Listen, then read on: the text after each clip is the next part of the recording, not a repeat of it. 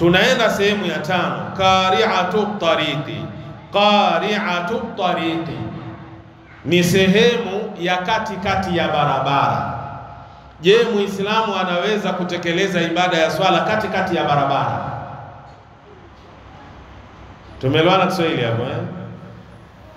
Anasema tukrahu salatu ala qari'ati tariq, imekatazwa kuswali katikati ya barabara. Katikati ya barabara imekatazwa kutekeleza ibada ya swala. Wa huwa madhhabul jumhur, haya ni madhehebu ya maulama. Al-Hanafiyya ni watu wa Abi Hanifa, wal Malikiyya na watu wa Imami Malik, wa Shafi'iyya na upande wa Imami Shafi'i. Wa dhalika lilati, na hilo ni kwa sababu hizi zinazofuata. Kwamba kwa nini haifai katikati ya barabara mtu kuswali, ni kwa sababu ya hizi zinazofuata. Awalan, sababu ya kwanza, lima yamurru fiha min ad-dawabi, ni kwa sababu ile sehemu ya katikati ya barabara kunapita wanyama na kunapita vipando mbalimbali.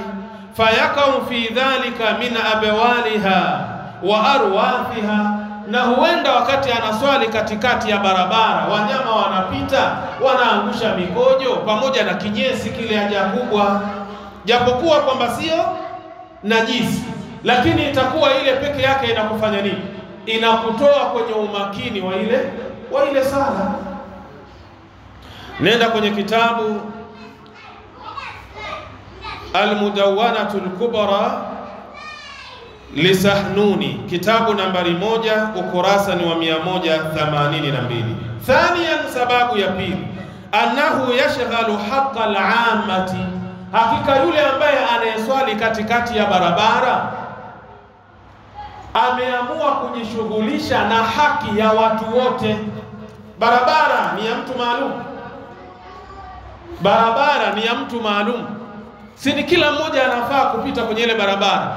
Sasa anapoamua kuswali katikati ya barabara, huyu ni mtu ameshughulika na haki ya watu wote, kila mmoja anafaa kupita pale, bima laysa lahu, ambapo hii sio haki yake peke yake.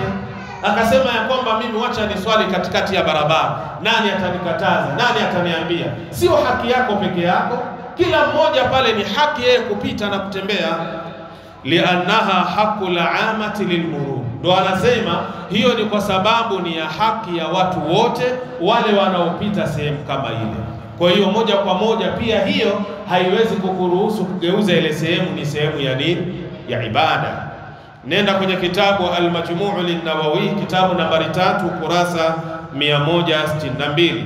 Thalithan, sababu ya tatu ambayo itakayomfanya yule bwana afai kuswali mahala hapa, annahu yashghalu al-khatira 'anil khushu'i, sababu nyingine itakuwa inamshughulisha bongo lake, atakosa umakini na utulivu wa swala.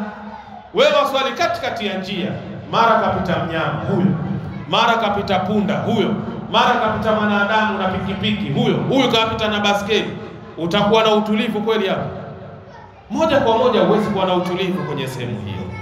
Bimururi nas, kwa kupita wale watu, wala ghatihim, na zile fujo zao. Kila anayepita na maongezi yake, ana stori zake, wewe waswali pale, uone itakuwa mtihani. Kwa hiyo hii sababu pia inampelekea yule mtu afai kuitekeleza ibada hiyo mahala hapa. Nenda kwenye kitabu Al-Majmu' lin-Nawawi, kitabu nambari 3, ukurasa ni wa 162. Ningependa tukomee hapa insha Allahu taala.